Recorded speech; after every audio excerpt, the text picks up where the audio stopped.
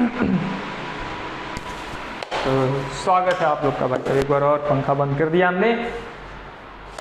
आज शुरुआत बहुत ही दमदार कविता के साथ। कविता रिटन बाय समवन, बट कविता देखते हैं पहले क्या है। वर्षों तक वन में घूम घूम, वर्षों तक वन में घूम घूम, बाधा विघ्नों को चूम चूम, सह धूप घाम पानी पत्थर, सह धूप घाम पानी पत्थर, पांडव आए कुछ और निखर। क्या बात है, समझ गए ना। पांडव का नाम आ गया, मतलब बात तो महाभारत की। और आप थोड़ा थोड़ा अगर आप में से किसी की कविता में रुचि होगी तो आप लोग शायद गेस कर पाए होंगे कि ये क्या है। वर्षों तक वन में घूम घूम, बाधा विघ्नों को चूम चूम, सह धूप घाम पानी पत्थर, पांडव आए कुछ और निखर। घाम पानी पत्थर, घाम मतलब होता है धूप।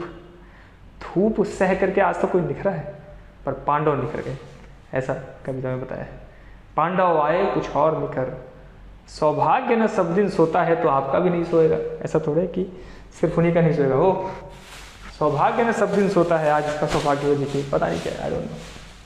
सौभाग्य न सब दिन सोता है, देखें आगे क्या होता है। तो आज हम तो जो आगे देखने वाले हैं वो है अध्याय 2, मतलब गीता का एफएम का फ्लूइड मैकेनिक्स अध्याय 2। वर्षों तक वन में घूम घूम, जब तक लग नहीं जाएगा तब तो बोलना पड़ेगा। But this is a very nice poem written by none other than Ramdhari Singh Dinkar ji. आपने शायद नाम सुना होगा, कुछ लोगों ने सुना होगा। अगर आप लोग so called modern society from belongs to so called modern society, so you might not have heard about Ramdhari Singh Dinkar. You might have heard about what's his name, Shakespeare. I don't know how to pronounce it, but Shakespeare, I don't know. Anyways, but this is Ramdhari Singh Dinkar. बहुत ही बेहतरीन ये कविता है। और ये कविता किस बारे में है? महाभारत के ऊपर है। पूरी की पूरी कविता महाभारत के ऊपर है। और ये उसकी पहली लाइन नहीं है, तो पता नहीं कहीं बीच का है, दिख गया मुझे। बट मैं डालूंगा जरूर, मैं लगभग इसको ट्राई करूंगा कि सुनाऊं जरूर आपको। बहुत ही अच्छी कविता, बहुत ही अच्छी कविता। पूरी Mahabharat in packet of a poem. Mahabharat भी पोएम ही वैसे देखे तो, श्लोक, बट वो संस्कृत पोएम। और वो Sanskrit poem in Hindi written by Ramdhari Singh Dinkar ji, जिसकी जो मैं एक ऐसी ट्रेलर के रूप में जो पढ़ रहा था उसका है कि कैसे पांडव जो है वो समस्याओं को झेल रहे हैं। हमारे साथ में ऐसी समस्याएं हैं, हाँ, सह धूप घाम पानी पत्थर, विद्यार्थी आए कुछ और निकल, पर सबका यानी आपका भी मेरा भी सबका सौभाग्य न सब दिन सोता है, देखें आगे क्या होता है। आगे है एफएम का चैप्टर नंबर 2। क्या नाम था उसका?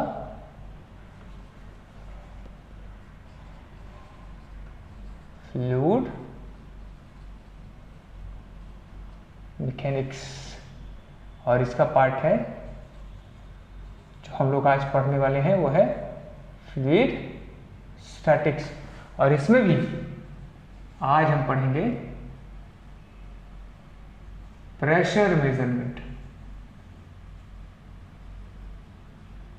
तो ये हमारा टॉपिक है। और नेक्स्ट टॉपिक होगा जो कि फ्लूइड स्टैटिक्स का ही पार्ट है, दैट इज, देखते क्या प्रेशर मेजरमेंट के पहले जिसको मेजर करने जा रहे हैं भाई, उसके बारे में जान लो। हाँ, रखा है कि नहीं? क्या उम्मीद है फोकस हो यार। उस दिन तो फोकस ही चला गया था स्टार्टिंग में। तो प्रेशर ज़्यादा कुछ सोचना नहीं आया था वो, हमें एग्जाम निकालने से मतलब ज़्यादा सोचे नहीं। देखो प्रेशर क्या है? प्रेशर वो जो आ जाता है ना सुबह सुबह, मैं उसकी बात नहीं कर रहा हूँ। वो तो एक अलग प्रेशर है भाई, वो ये तो फिर भी अवॉइड कर सकते हो, उसको तो अवॉइड भी नहीं कर सकते। नॉर्मल जोक नहीं था भाई, फैक्ट है, नेचुरल कॉल। प्रेशर होता है, चाहे जो सा हो। कितने लोग तो एग्जाम में प्रेशराइज होकर के प्रेशर में आ जाते हैं और फिर उनको प्रेशर लग जाती है। प्रेशर क्या है? फ्लूइड के टर्म से पहले देखते हैं, ज़्यादा सोचना नहीं है। मान लीजिए, मान लिया, बहुत बढ़िया, तो यही प्रेशर है। ये लिक्विड है, फ्लूइड है, आओ दिस इज फ्लूइड, आओ ठीक है। अभी देखो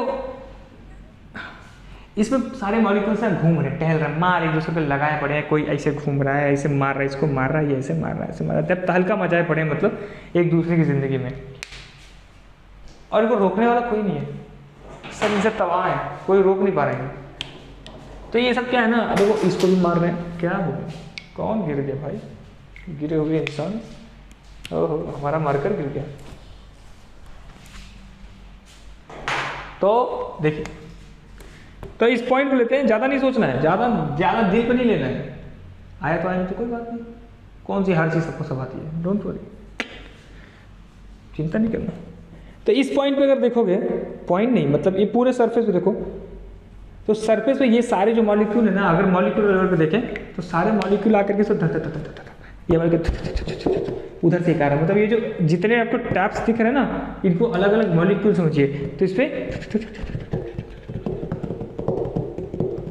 मान लें अगर फ्लूइड है तो ये जो एयर है ना, इस पे लगभग ऐसा ही कर रहा है,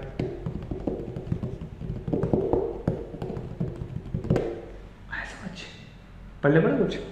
तो ये जो कर रहा है ना, तो एक तरह से फोर्स दे रहा है, और टोटल फोर्स ले लो एक एवरेज टाइम में, तो टोटल फोर्स मोमेंटम है ना, मतलब देखो क्या कैसे क्यों टकरा रहा है, ये यहाँ का जो एयर पार्टिकल है, मतलब थोड़ा जूम में समझना, तो दूर ले लो, यहाँ का एयर पार्टिकल वो बेचारा जब इधर जा रहा है ना, तो इस बोर्ड से टकरा रहा है, उधर जा रहा है तो किसी से टकरा, मतलब उधर जा रहा है तो किसी दूसरे मॉलिक्यूल से टकरा रहा है, पर जब इधर आ रहा है तो इस बोर्ड से टकरा रहा है। तो अब अकेले तो टकरा नहीं रहा है, ऐसे करोड़ों मॉलिक्यूल इस पे टकरा के फिर वो रिटर्न जा रहा है, किसी और से टकरा रहा है, और फिर कुछ और आ रहा है, तो इस पे हमेशा कुछ न कुछ टक्कर चल रही है।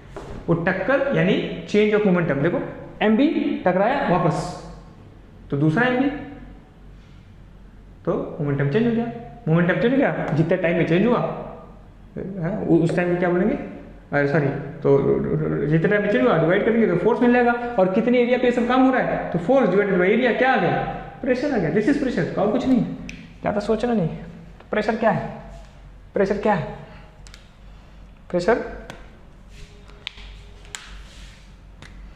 is the average force by molecules on the surface per unit area. This is your force, ठीक है। तो फ्लूइड जितने हो इसी तरह का फोर्स लगाएंगे। फोकस चेक करने पर फोकस गायब था, देखे, मुझे लग ही रहा था फोकस गायब होगा, ठीक है। पर हम अकेले बनाते हैं ना, तो क्या करें, तो खुद ही चेक करना पड़ता है। कल बहुत काम किया, 6 घंटे 7 घंटे सफाई करते रहे हम लोग। चलो ओके, इसलिए हमारी आ रही है, अंगड़ाई आ रही है। कल तो कुछ भी नहीं किया हमने, कल तो ऐसे ही वेस्ट हो गया। नहीं वेस्ट नहीं किया, मतलब यूज हुआ। सफाई cleanliness is next to godliness, तो वेस्ट तो नहीं हुआ। चलो ठीक है। अब फ्लूइड में हमारे पास 3 तरह के प्रेशर होते हैं, वैसे तो 4 बोल सकते हो, पर जितने भी तरह के होते हैं। देखो, पहला एब्सोल्यूट प्रेशर, एब्सोल्यूट प्रेशर। दूसरा बोलो भाई, गॉस प्रेशर। तीसरा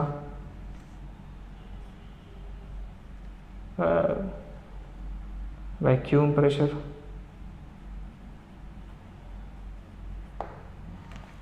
क्या है ये तीनों, आखिर है क्या? तो कुछ नहीं है उसमें, क्या है, कुछ नहीं है,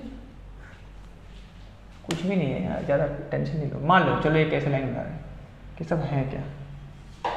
एक ऐसी कंडीशन आएगी ना, आप जब यहाँ पे मॉलिक्यूल, मान लो मॉलिक्यूल शांत हो जाए, बिल्कुल जीरो बचे हुए मॉलिक्यूल से बैठे हुए हैं, नहीं हिलेंगे। जब तो हिलेंगे नहीं तो टकराएंगे नहीं, टकराएंगे नहीं तो फिर किस बात का फोर्स। तो ऐसी सिचुएशन को बोलते हैं जीरो फोर्स। और हम ये जो ग्राफ दिखा रहे हैं, इसमें इसको हमने बोल दिया zero line, zero pressure line, zero pressure है ना, और जीरो लाइन। ठीक है, ठीक है, जीरो लाइन काफी है, ठीक, जीरो लाइन। अब इन सबसे ऊपर इंपॉर्टेंट है, उसका इंपॉर्टेंस है, जिसके रिस्पेक्ट में ये चीज़ें डिफाइन है। इसके अलावा ये और ये जिसके रिस्पेक्ट में डिफाइन है वो है एटमॉस्फेरिक प्रेशर। एटमॉस्फेरिक प्रेशर, ये तो वेरी इंपॉर्टेंट। ठीक, चलो इंपॉर्टेंट तो है। तो भैया एटमॉस्फेरिक प्रेशर ये लगभग कांस्टेंट मान सकते हो, जिसको ये कितना होता है हर जगह 1 atm, 1 atm, और तकरीबन पूरी धरती पे 1 atm की वैल्यू सेम रहती है, कोई डिफरेंस नहीं है। ठीक है, चलिए फिर सेम रहती है तो क्या कर लें ऐसा, फिर माथा पटक लें? नहीं। तो सबसे पहले हम एटमॉस्फेरिक प्रेशर, क्योंकि ये सेम है, ये चेंज ही नहीं हो रही मोटा मोटी, सो इसे क्या करेंगे हम सबसे पहले दिखा देंगे कि ये तो जीरो लाइन होगी जहां कोई प्रेशर नहीं है। फिर एक हो गया आपका, क्या हो गया भाई, एटमॉस्फेरिक प्रेशर, और ये कितना है 1 atm, कितना है 1 atm, समझ लेना चारों प्रेशर। तो ये तो डिफिनेशन का हो गया जीरो लाइन और एटमॉस्फेरिक प्रेशर, जितना आपके ऊपर लग रहा है, जितना बोझ उठा के ना घूम रहे हो वही बोझ है ये। ठीक है, बोझ है तो देखते हैं क्या है। तो गाना याद रहता है यार, कुली फिल्म का, जमाने भर का ये बोझ हम उठाते हैं, तो सबका बोझ हम उठाते हैं, कुली से कम थोड़े, और कुली होना कोई बुरी बात नहीं है वैसे। ठीक है, अब ये तो हो गया आपका एटमॉस्फेरिक प्रेशर डिफाइन कर दिया, जैसे भी डिफाइन कर दिया पर कर दिया, तो एटमॉस्फेरिक प्रेशर इज डन। अब भैया देखते हैं एब्सोल्यूट प्रेशर। एब्सोल्यूट प्रेशर का मतलब ये है, कोनो पॉइंट ले लो, चलो हम 2 पॉइंट लेते हैं, एक पॉइंट ए और ले लिया एक पॉइंट बी, और ये क्या है प्रेशर, इधर प्रेशर की वैल्यू बढ़ रही है, यहाँ 0 है, और इधर यहाँ पे 1 atm हो गई, अपना बढ़ रही है, और हम ज्यादा नहीं को सोच रहे, अपना बढ़ रही है। ठीक, ए और बी, इन्हीं 2 पॉइंट्स को ले रहे हैं, क्योंकि 2 पॉइंट से थोड़ा हमारा कंप्लीट डिफिनेशन हो पाएगी। एब्सोल्यूट प्रेशर क्या है, इस ए की वैल्यू जीरो लाइन से कितनी है, यानी कि हाँ दुर्योधन बात मुझे, यानी कि this is your absolute pressure, P absolute, this is your absolute pressure, P absolute. आ गया समझ? कहां से लेना है, इस पॉइंट से, कहां से दोस्तों, इस पॉइंट से, समझे? आप देखते हैं पॉइंट बी, पॉइंट बी कितना हो गया, this is also absolute pressure, यानी जिस प्रेशर को हम, थोड़ा पॉइंट भी नीचे कर देते हैं यार, क्योंकि मुझे उसके ऊपर भी कुछ लिखना है ना,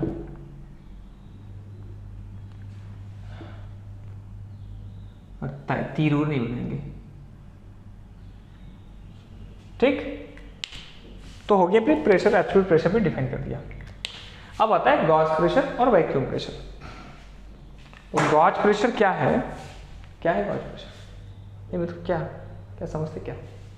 तो गॉस प्रेशर क्या है ना, हमारा रेफरेंस लाइन अब जीरो लाइन ना होकर के एटमॉस्फेरिक लाइन हो जाए, एटमॉस्फेरिक प्रेशर जो लाइन है उसको रेफरेंस ले लिया, सारा कैलकुलेशन एटमॉस्फेरिक जगह से कर रहे हैं। यानी अगर यहां से करें तो ये जो है ना, जो कि 1 atm वाली जो लाइन है ऐसे, और ये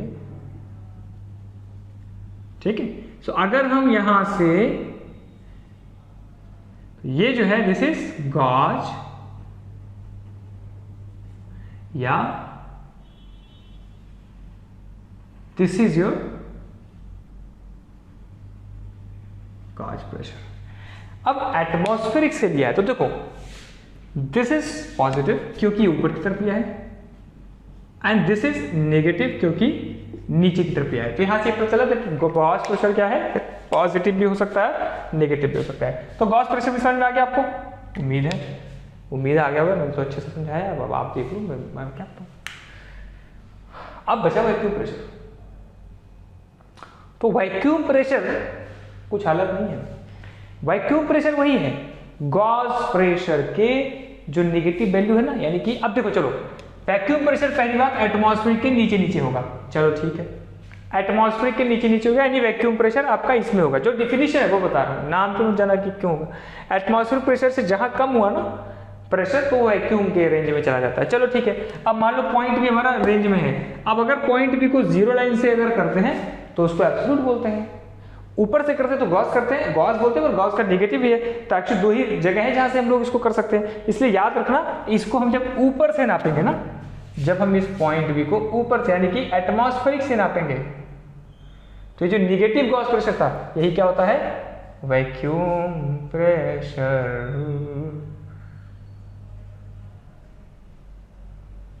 पी वैक्यूम। आया समझ? लग रहा है नहीं आया। नहीं आया तो पीछे वीडियो करो, दोबारा देख लो यार, यही तो फायदा है वीडियो का। वैक्यूम आया समझ? जीरो लाइन से किसी भी प्रेशर को अगर हम लोग मेजर कर रहे हैं तो that is known as absolute pressure. फिर एटमॉस्फेरिक लाइन से अगर किसी को मेजर करें तो गॉस प्रेशर, दो प्रेशर हो गया, और एटमॉस्फेरिक बोल दिया तो एटमॉस्फेरिक डिफिनेशन हो गया, तीन डिफिनेशन हो गया प्रेशर के। बचता है वैक्यूम, और स्पेसिफिकली एटमॉस्फेरिक से ओनली नीचे नीचे, ओनली कहाँ, ओनली नीचे नीचे, ओनली नीचे नीचे, कहां से, एटमॉस्फेरिक से, तो उसको क्या बोलेंगे, वैक्यूम प्रेशर।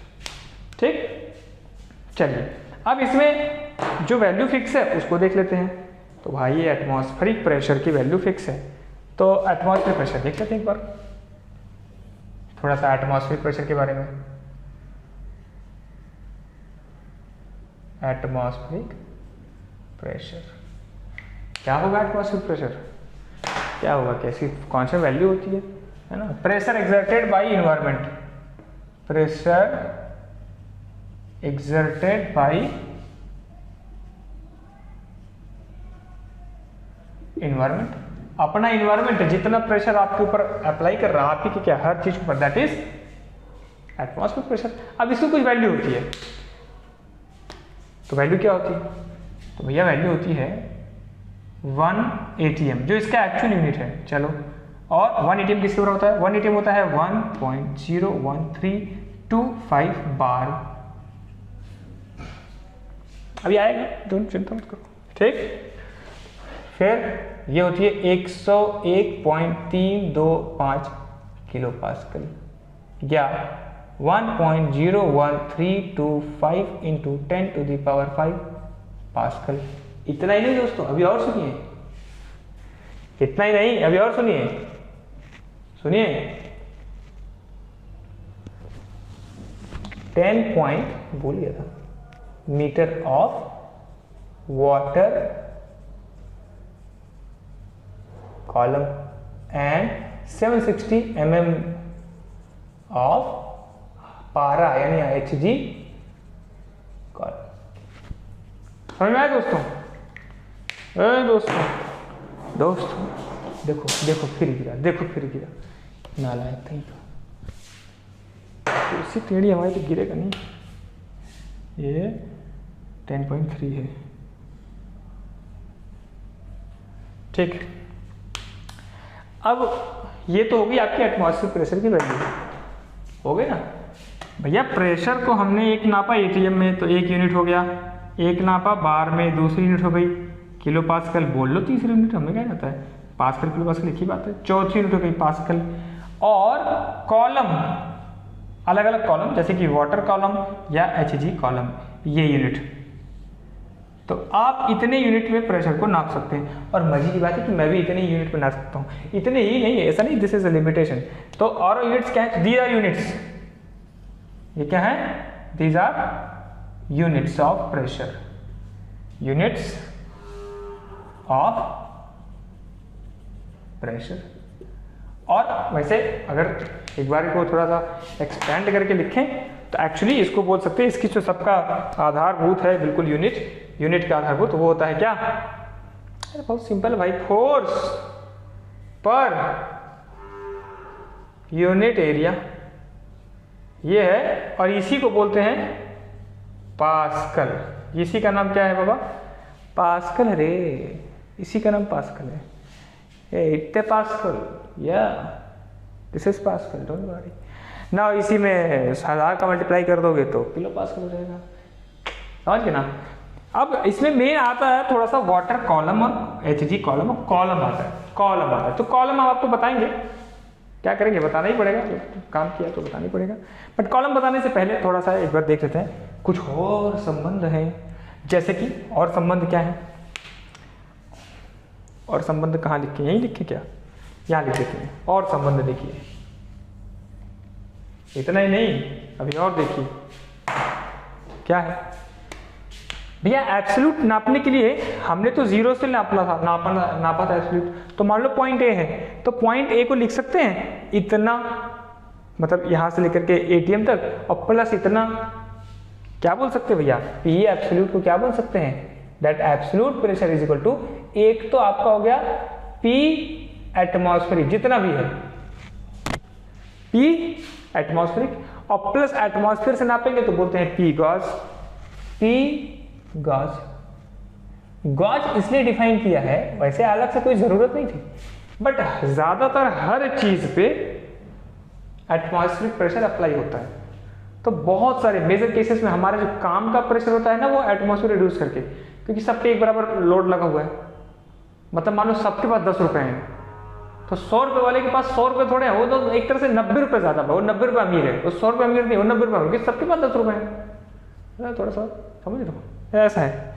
तो ये चीज़ आपको ध्यान देनी है कि P absolute equal to P ATM plus P gauge. तो ये आपका एक फार्मूला भी हो गया, मतलब फार्मूला ही समझ लो, क्या करोगे, ठीक है। तो आप इतना नोट करिए, और एक नोट करने के साथ साथ एक चीज ध्यान दीजिएगा, गॉस कितने में, गॉस प्रेशर आपका पॉजिटिव है, गॉस प्रेशर आपका नेगेटिव है, और अगर कोई एटमॉस्फेरिक ही नापना हो तो गॉस प्रेशर कितना हो जाएगा, 0। इससे क्या पता चला, तो ये जो पता चला हम यहाँ लिख देंगे, जहां जगह मिलेगी वही लिखेंगे, ठीक है ना। क्या है कि Gauss pressure can be positive, negative और 0। Absolute pressure can not be negative, यहां से जोड़ेंगे ना, और vacuum pressure can not be positive लिख सकते हैं, बट दैट्स नॉट इंपॉर्टेंट, वो एक्स्ट्रा पॉइंट है बिना मतलब का, समझे। नोट कर लो वीडियो पॉज करके, क्या कि हम नोट कराएंगे तो टाइम लगेगा ना, तो वीडियो लंबा थोड़ा करना है। मैत्री की राह बताने को मतलब ठीक है ना, ठीक है। तो ये था पांडवों की स्थिति। अब भगवान श्री कृष्ण जो है ना वो जा रहे हैं, कहाँ जा रहे हैं, दुर्योधन की सभा में। दुर्योधन की सभा में जाकर के क्या बता रहे हैं, उन्हें कुछ नहीं बता रहे, बोल रहे चलो कुछ तो कर दो थोड़ा यार, चलो ले दे करके मामला रफा दफा करो, क्या छूटे बिना मतलब का, परेशान किए बड़े और ने बोलो चलो भैया डोंट वरी। वैसे भी देखो वो लोग क्षत्रिय हैं, तुम भी क्षत्रिय हो यार, लड़ने वड़ने का कर लोगे बिना मतलब, लोग मार जाएंगे, लड़ाई वड़ाई मत करो, थोड़ा तुम भी दे दो, वो भी तुम भी खुश रहो, थोड़ा उनको मिल जाएगा वो भी खुश रहेंगे, तुमको थोड़ा तुम्हारी थोड़ी सी मतलब ज़्यादा में थोड़ा वो दे देना उन्हें पांडवों को, तो पांडव भी खुश रहेंगे, और आपके पास तो भैया इंद्रप्रस्थ का पूरा हस्तिनापुर का पूरा राज्य है ही, क्या ही बिना मतलब परेशान कर रहे हो। लेकिन नहीं, दुर्योधन मानने वाला नहीं था। तो लिखते हैं रामधारी सिंह दिनकर जी, मैत्री की राह बताने को, सबको सुमार्ग पर लाने को, मैत्री की राह चलो कर लो मामला रफा दफा, और सबको सुमार्ग बताने को। सुमार्ग कहे कि युद्ध करोगे तो युद्ध होगा तो लोग मरेंगे और बहुत सी तबाहियां बचेंगी जो कि नॉट नीडेड। दुर्योधन को समझाने को, भीषण विध्वंस बचाने को, पहले बता दिया हमें, हम सब पता है। भगवान हस्तिनापुर आए, पांडव का संदेशा लाए। क्या संदेशा लाए, ये वाला बोर्ड खत्म हो जाएगा फिर बताएंगे क्या संदेशा लाए, है ना।